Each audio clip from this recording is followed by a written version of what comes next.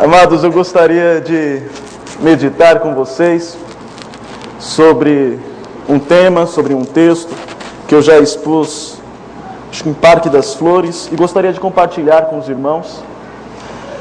E o título desta exposição, deste sermão, é Perseverando na Fé em meio às dificuldades do deserto. Vamos abrir nossas Bíblias em Números, capítulo 21, do versículo 4 ao versículo 9.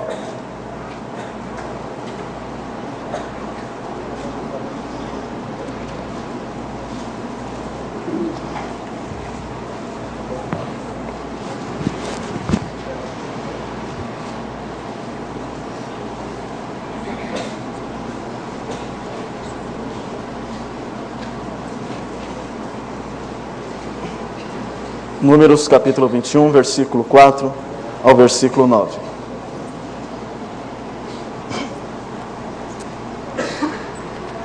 Então partiram do monte Or pelo caminho do Mar Vermelho, a rodear a terra de Edom.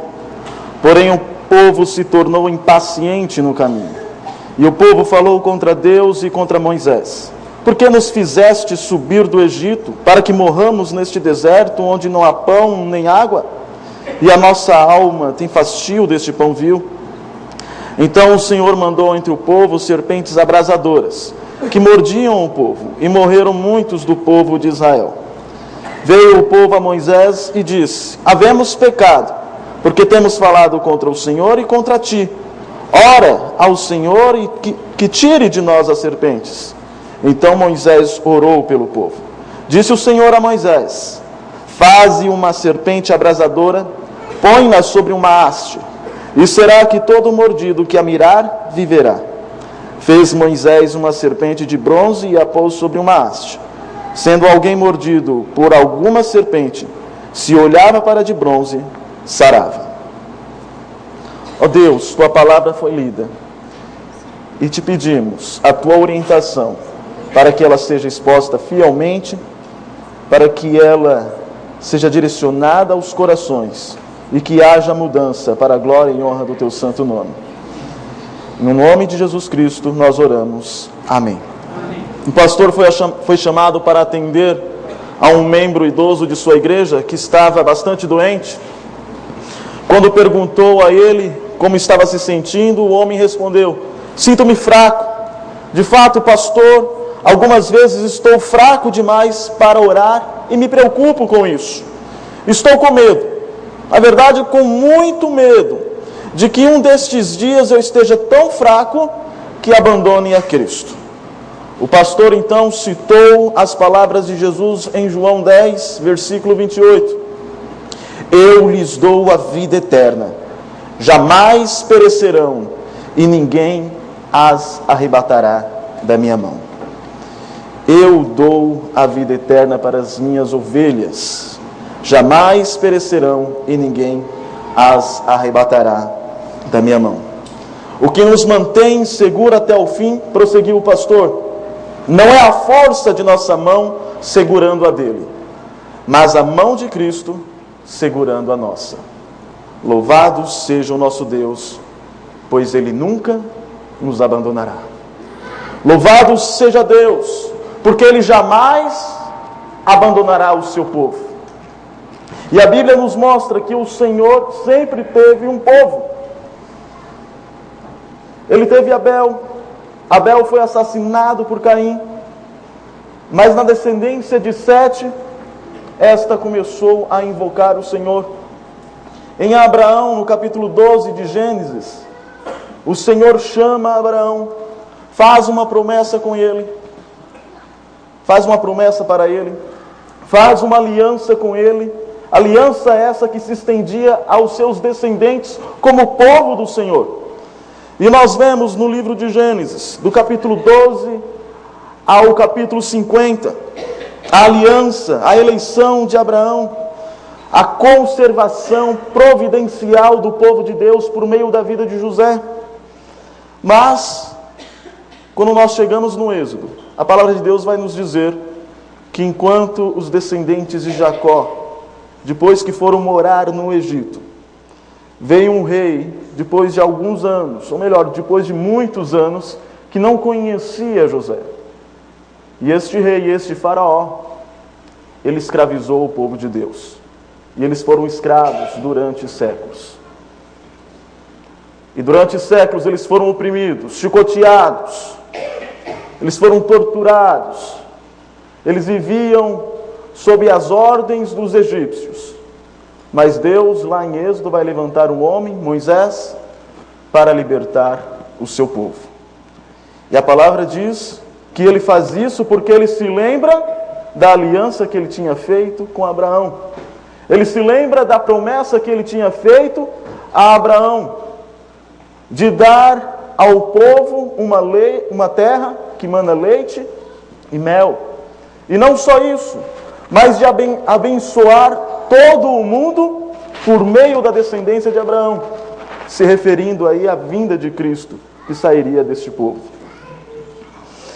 Então nós chegamos no Êxodo, a libertação, o livramento milagroso do povo de Deus, da escravidão no Egito. Deus dá uma lei para este povo recém-liberto.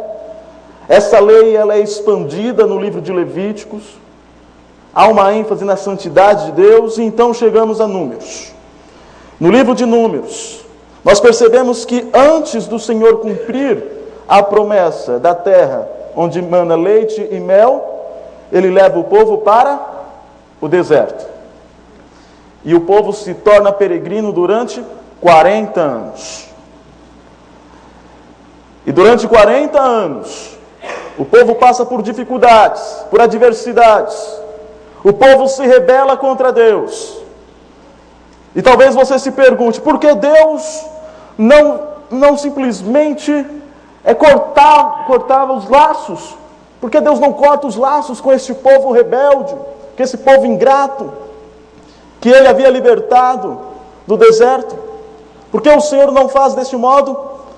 Porque o Senhor tem uma aliança. E Ele é fiel à sua aliança, ainda que o povo seja infiel. O Senhor é fiel com a sua aliança. Por isso Ele não rejeita o seu povo, ainda que o seu povo seja rebelde. Frequentemente nós temos visto que estas narrativas como algo muito distante. De fato são.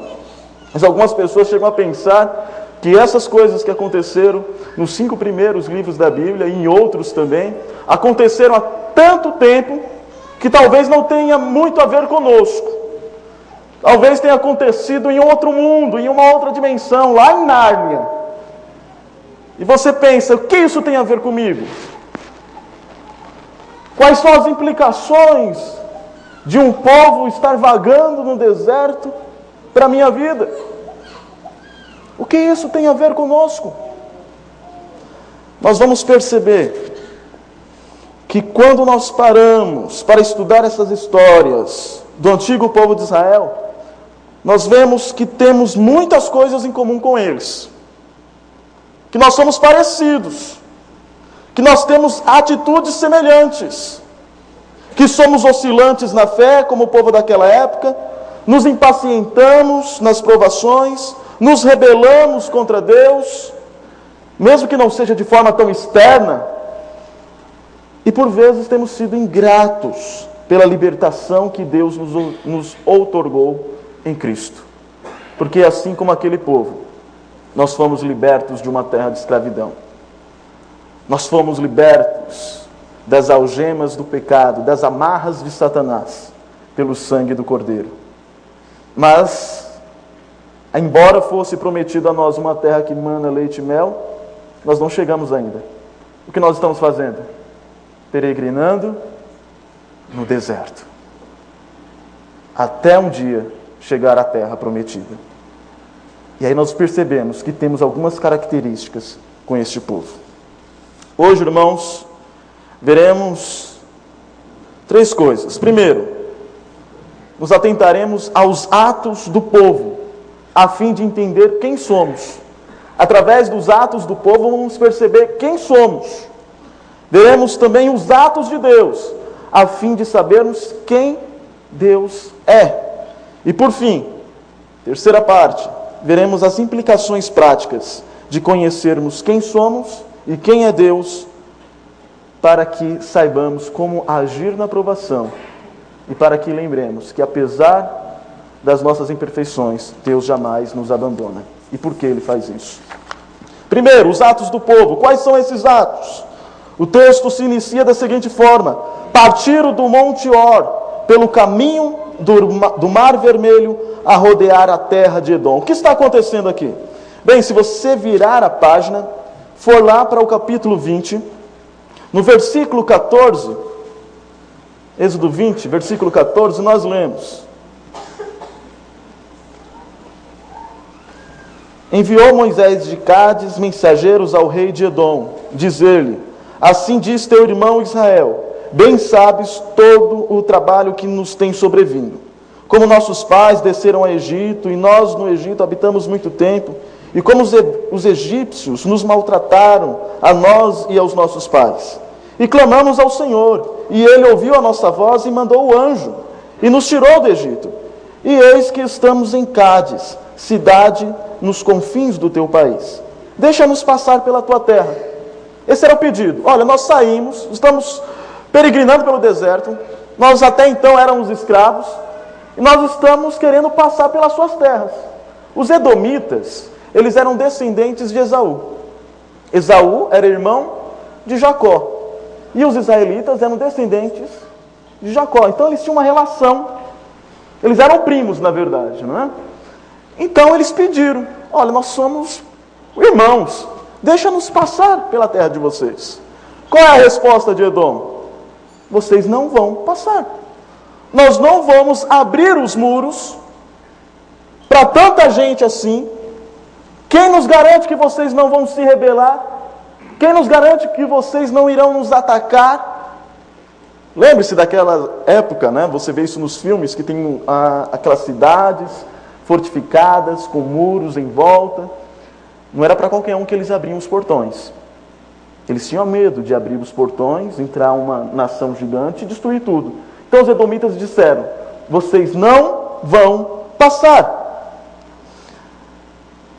Versículo 21 diz: assim recusou Edom deixar passar a Israel pelo seu país, pelo que Israel teve que se desviar. Então partiram, versículo 4, partiram do Monte Or pelo caminho do Mar Vermelho. O que eles estão fazendo? Você tem uma cidade enorme, para cortar caminho era bem simples, era só passar no meio, mas agora eles vão ter que fazer o quê? Dar a volta. É como se você tivesse já um caminho certo, do trabalho para a sua casa, e aí talvez fosse a via principal a Radial Leste. A Radial Leste está fechada. Tem jogo no Itaquerão. E deu uma confusão, e eles fecharam a Radial. Você não tem como voltar para casa pela Radial. Boa notícia, não? Você vai ter que dar a volta pela cidade. Você vai ter que dar uma volta imensa. Você vai demorar 40 minutos, 1 hora a mais. Mas você está de carro. Agora imagine você sem carro, chovendo. Ou imagine que seja uma tarde e o sol está quente. Bem, você pode imaginar várias situações, mas talvez você não consiga entender o que aquele povo está sofrendo. Que aquele povo, eles não têm carro, eles estão a pé, são poucos que estão em cima de animais, eles estão peregrinando pelo deserto, e eles vão ter que pegar um caminho cheio de pedras, cheio de espinhos, com escorpiões, com serpentes, porque até hoje, isso já é comprovado pelos arqueólogos, pelos geólogos, que essa região é uma região que tem muitas cobras. Aquelas cobras não apareceram do nada. A ideia que o texto passa é que Deus causou aquilo que já existia, fez com que aquelas serpentes que já estavam lá começassem a morder. Ele apenas aumentou a intensidade com que aquelas serpentes atacavam os viajantes que passavam por ali. eles não receberam aquela notícia como nem eu nem você receberia de bom grado. Qual é a consequência? Partiram do Monte Hor pelo caminho do Mar Vermelho, a rodear a terra de Edom. Porém, o povo se tornou impaciente no caminho. O povo não aguentava mais. E a palavra hebraica do texto, a palavra hebraica impaciente, significa curto de alma. Isso te lembra alguma coisa? Curto de alma, impaciente. Já ouviu? Fulano é pavio curto. Né? Ele explode rápido. Ele se irrita rápido. Se tem reações bruscas, hostis. A ideia é essa. E é interessante que longanimidade significa ânimo longo. A pessoa demora a se impacientar. Agora a palavra que é curto de alma, eles não têm um ânimo longo. Eles estão curto de alma. Então o primeiro ato do povo na provação é a impaciência. Já se tornou impaciente em meio à provação? Porque Deus não muda logo essa situação? Porque eu tenho que passar por ela? Está difícil. Eu preciso para agora, não é para amanhã não. Amanhã pode ser tarde. É comum que na provação, enquanto nós estamos peregrinando pelo deserto, nos tornemos impacientes. Mas não parou por aí. Da impaciência veio a rebeldia. Versículo 5, e o povo falou contra Deus e contra Moisés. A palavra contra aqui no hebraico é uma ideia de hostilidade. Eles falaram bravos, irritados, furiosos. Eles falam primeiro contra Deus e contra Moisés, pois este era o representante de Deus para aquele povo.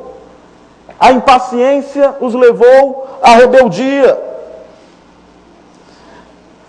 E da rebeldia, o que vem? E o povo falou contra Deus e contra Moisés: por que nos fizeste subir do Egito, para que morramos neste deserto, onde não há pão nem água, e a nossa alma tem fastio deste pão vil? Por que nos fizeste subir do Egito, onde não há pão nem água, e a nossa alma tem fastio deste pão vil? O povo questiona Moisés: por que você nos fizeste subir do Egito? Por que você nos libertou? Olha que ingratidão. Você nos libertou por quê? Só faltou falar, estava tão bom lá. Estava até me acostumando com as chicotadas. Por que você nos tirou da escravidão? Deus, por meio de Moisés, havia efetivado cabalmente a libertação do povo de Israel no Egito.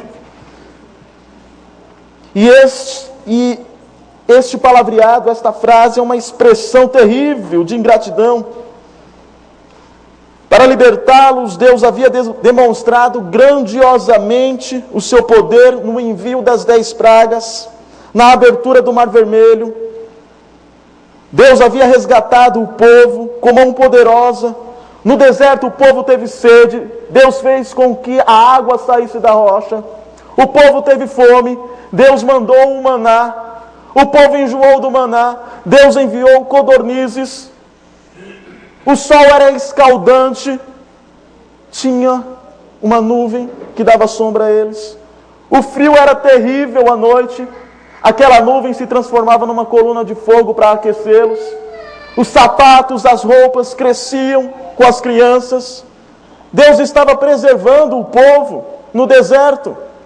E o maior símbolo da providência de Deus, de que Deus estava preservando o povo ali no deserto, era o maná. E o povo chama o quê? Chama o maná do quê? Este pão vil, desprezível. Este pão não serve para nada, nós não aguentamos mais. Que povo ingrato. Mas por último,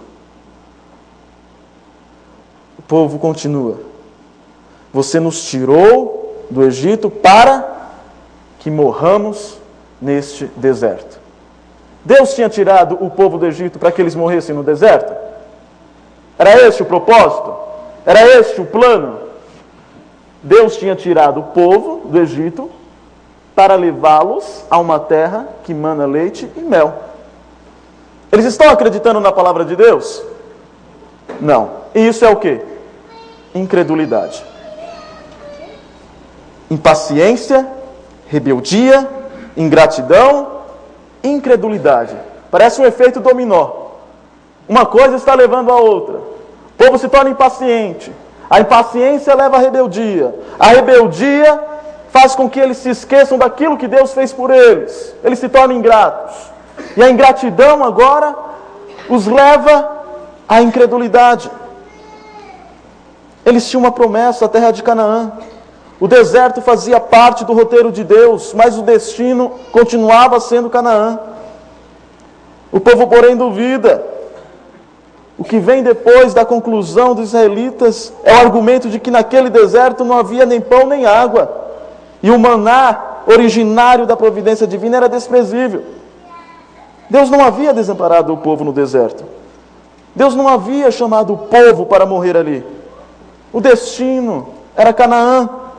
Mas o povo estava incrédulo e duvidava da promessa de Deus. Agora, quais são os atos de Deus? Como Deus irá agir a despeito da infidelidade? Quais os atos de Deus em relação à impaciência, em relação à rebeldia, à ingratidão e à incredulidade do povo? Como Deus vai agir? Como você agiria? Acabou a festa, não quero mais saber de vocês. Já não aguento mais. Quem se tornou curto de alma agora sou eu. Não é? Mas não é assim que Deus vai agir com o povo. Versículos 6 ao 7. Então o Senhor mandou entre o povo serpentes abrasadoras que mordiam o povo, e morreram muitos do povo de Israel. Qual a consequência disso? Deus manda um castigo. Deus irá corrigir o seu povo. E a correção causa o que no povo? Versículo 6 diz que Deus castiga o povo. E versículo 7. Veio o povo a Moisés e disse: havemos pecado, porque temos falado contra o Senhor e contra ti. Ora ao Senhor que tire de nós as serpentes. Então Moisés orou pelo povo. Nós vemos os atos de Deus agora. E são 3. Primeiro, disciplina. Mas essa disciplina tem um propósito: arrependimento. Deus não nos corrige como um pai irado que perdeu as paciências e agora, por estar nervoso, ele bate no filho. Deus não faz isso.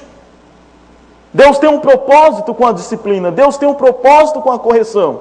É levar ao arrependimento. E o texto diz que essas serpentes abrasadoras mordiam, e a ideia é que elas têm esse nome, abrasadoras, por causa da inflamação que elas causavam no braço da pessoa, na perna, onde elas picassem. Então a sensação que dava para aquele que tinha sido picado pela serpente é de que estava queimando. Daí o termo abrasadora. Nós vemos que a correção de Deus, primeiro, faz com que eles reconheçam seus pecados. O texto diz, ou melhor, o povo diz: havemos pecado. Nós pecamos. Eis aí as etapas, os passos para o arrependimento. Primeiro, reconheça o seu pecado. Segundo, eles identificam. Eu não tenho nada contra com quem ora assim, mas eu acho que poderia ser melhorado. Mas já viu, nós temos o costume, né? Talvez eu já tenha orado assim também: Senhor, perdoa as multidões dos nossos pecados. Não é? As multidões do nosso pecado. O povo não faz isso. Havemos pecado, e eles identificam. Sabe no que nós pecamos? Nós falamos contra ti. Nós falamos contra Deus. Nós sabemos o que nós fizemos. Nós sabemos onde erramos. Nós sabemos onde temos que melhorar. Onde temos que nos corrigir. A disciplina de Deus fez com que eles reconhecessem isso. Eles reconhecem, eles identificam e, em terceiro, eles pedem que o castigo seja aplacado pela mediação de Moisés. Ora para Deus. Vemos, portanto, que o ato disciplinador de Deus tinha um propósito, o arrependimento. E esse arrependimento fica evidente na confissão de pecados deste povo. Segundo, versículo 8. Disse o Senhor a Moisés: faze uma serpente abrasadora, põe-na sobre uma haste, e será que todo mordido que a mirar viverá. Moisés fez o que o Senhor ordenara, ou seja, uma serpente de bronze. Colocou-a numa haste. No hebraico a ideia é poste de sinalização, para que as pessoas vissem aquilo. Em momento algum Deus incentivou o seu povo à idolatria. Esse ato ele mesmo condena. Deus não ordenou que Moisés fizesse um ídolo, mas sim um símbolo para o qual o povo deveria olhar com fé.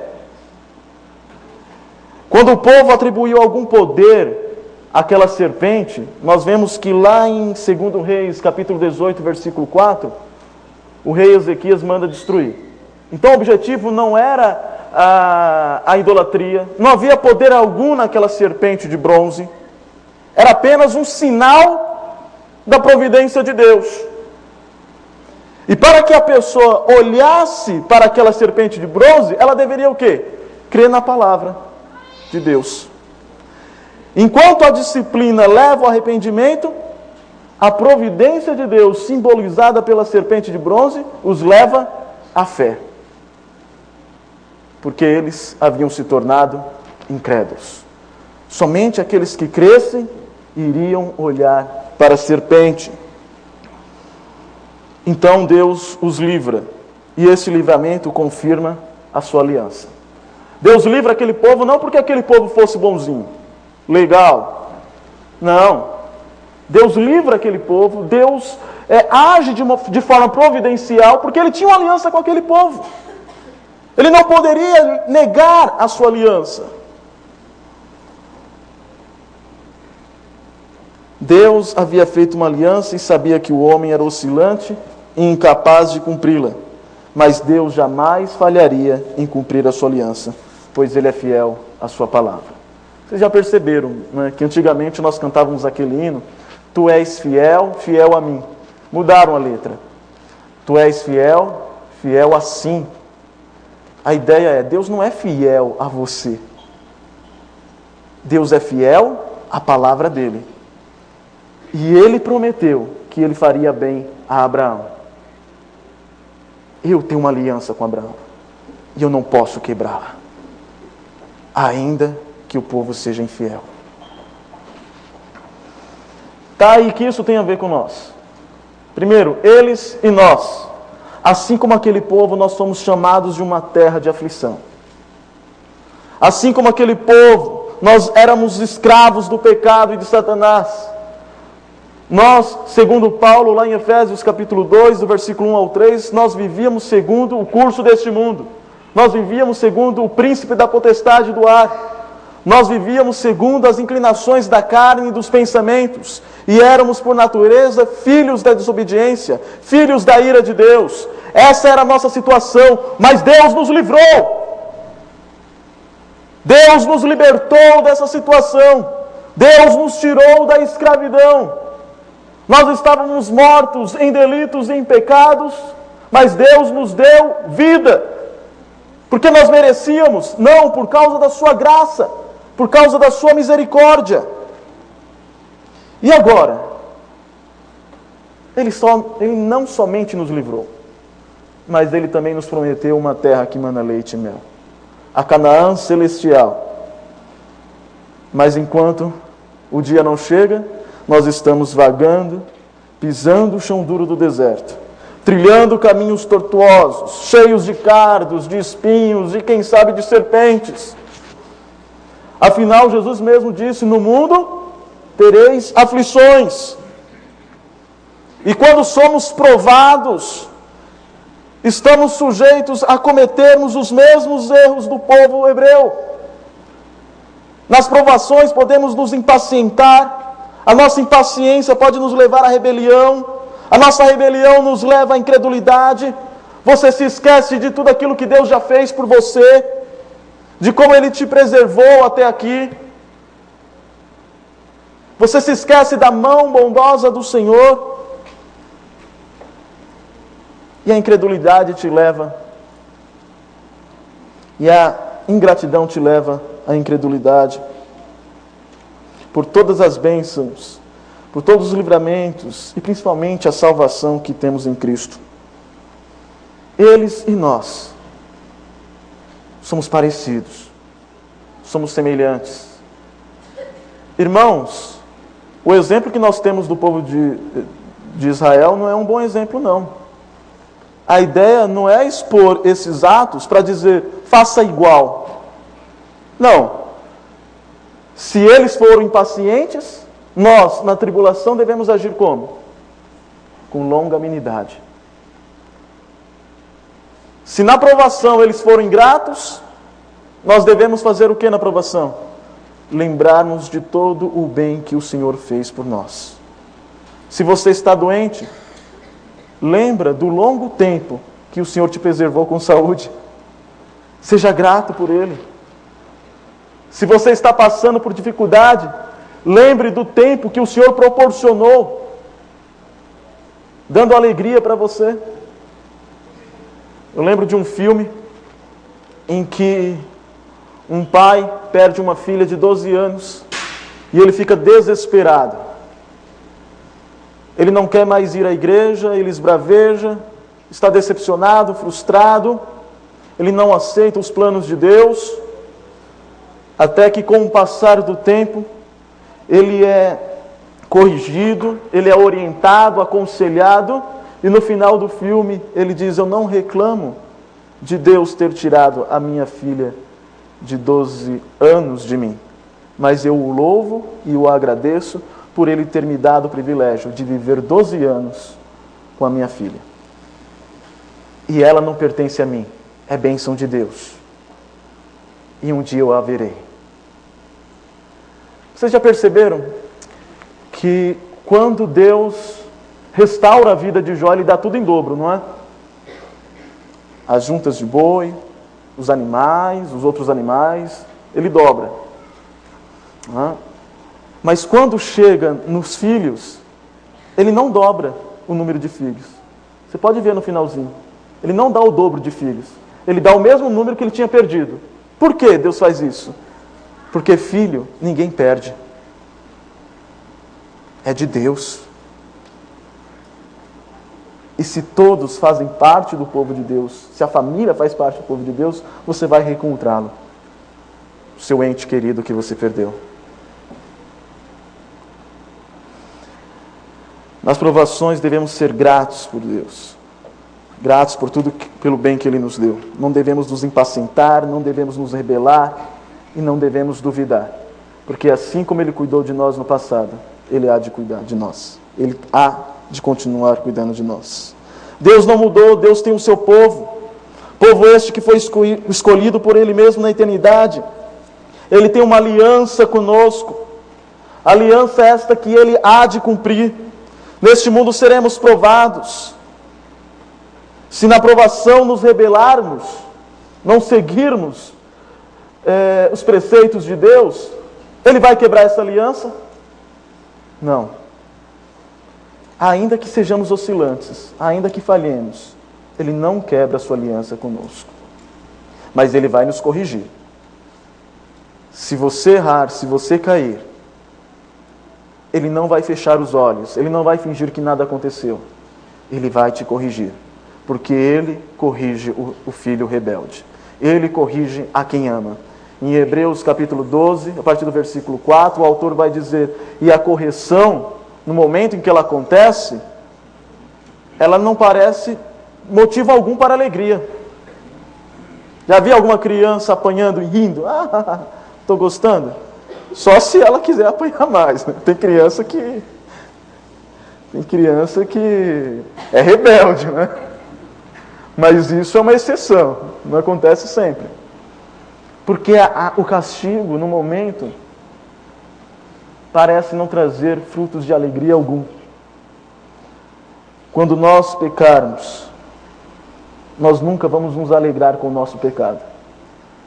Mesmo que ninguém saiba.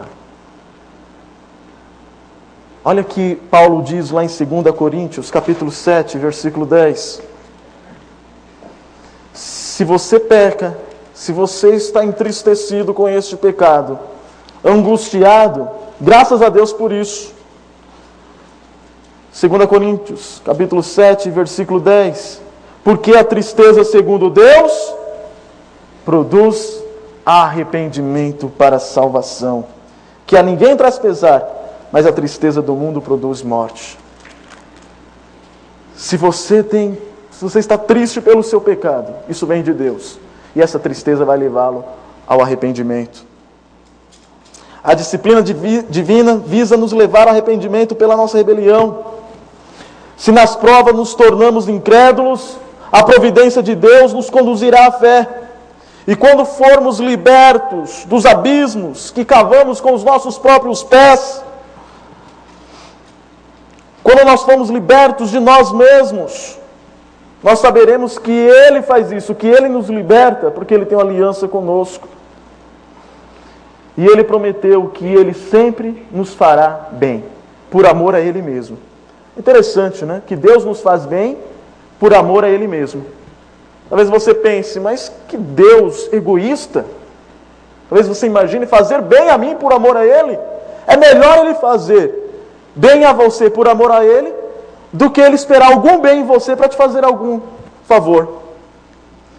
Porque do contrário, Ele não encontraria motivo algum para nos fazer bem. E Deus não é egoísta. Ele é bondoso. Ele sabe quem Ele é e Ele sabe quem nós somos. E sabe que se Ele fosse agir a partir das nossas obras, nós não teríamos nada, porque nada merecemos.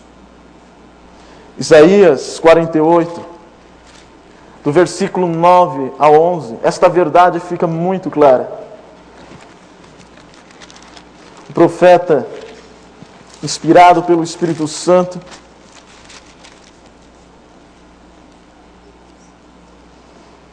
diz ao povo de Israel: por amor do meu nome, retardarei a minha ira, e por causa da minha honra, me conterei para contigo, para que te não venha a exterminar. Eis que te acrisolei, mas disso não resultou prata. Aproveite na fornalha da aflição. Por amor de mim é que faço isto. Porque como seria profanado o meu nome? A minha glória não a dou a um trem. Eu faço bem a você por amor de mim. Eu fiz uma aliança, eu não vou profanar o meu nome.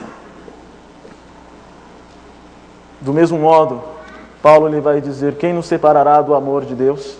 Será fome, nudez, perigo ou espada? Será as coisas do presente ou do porvir?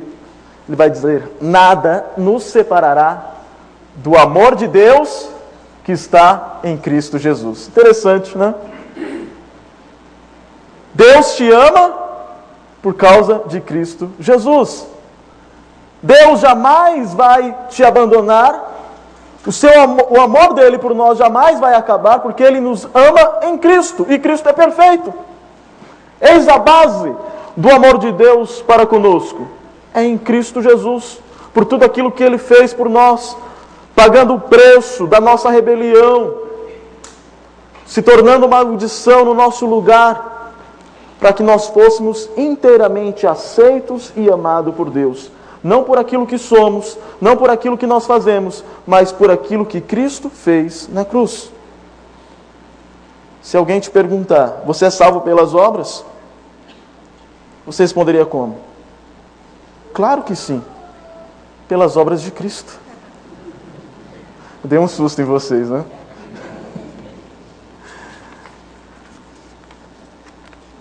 Por fim, irmãos, para aplicarmos, eu falei eles e nós, o que nós temos de semelhante. Deus e nós, como Deus age conosco. Mas eu não poderia terminar sem falar de Cristo e nós. João, capítulo 3, versículo 14.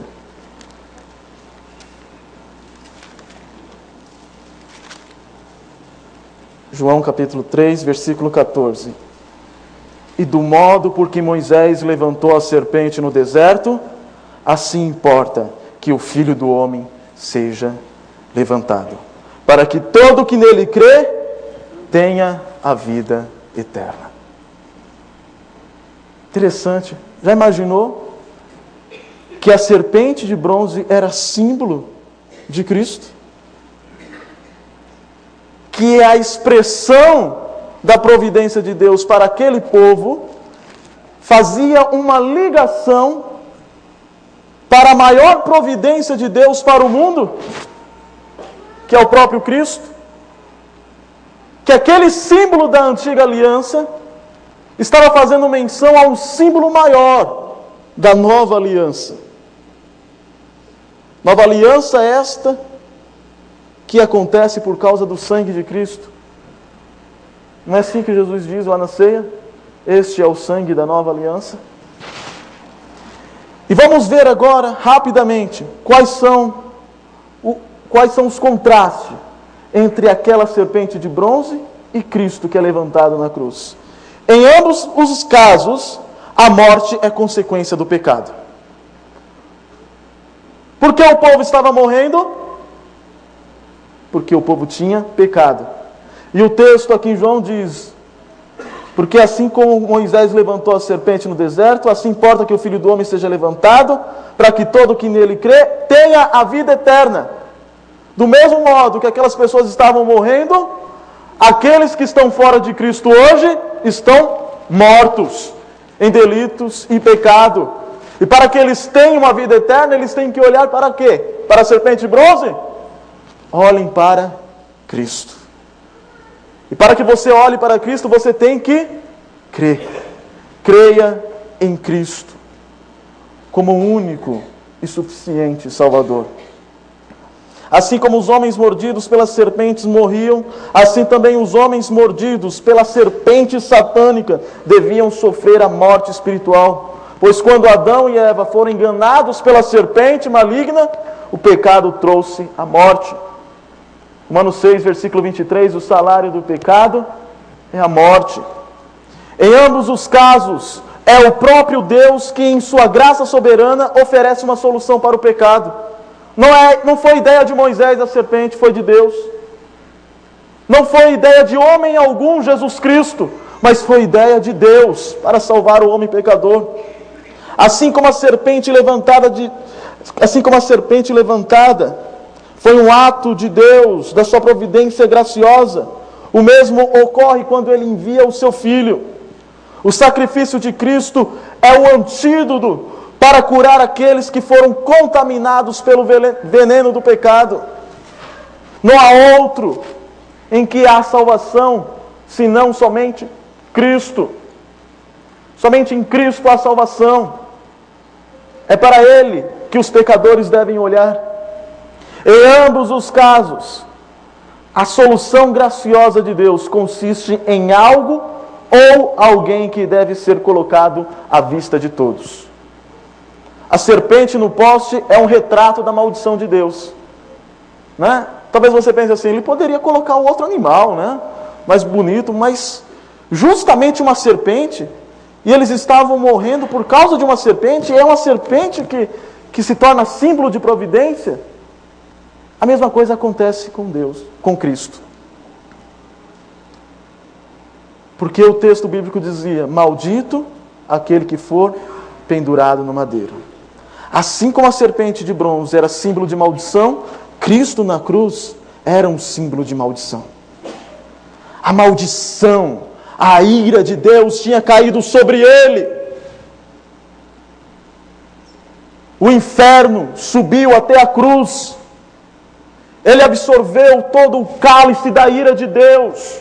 Naquele momento ele perdeu a comunhão com o Pai, pois ele disse: meu Deus, por que me desamparaste? Não havia amor algum, havia apenas ira, a ira de Deus sobre ele. Na cruz, aquilo era um símbolo de maldição.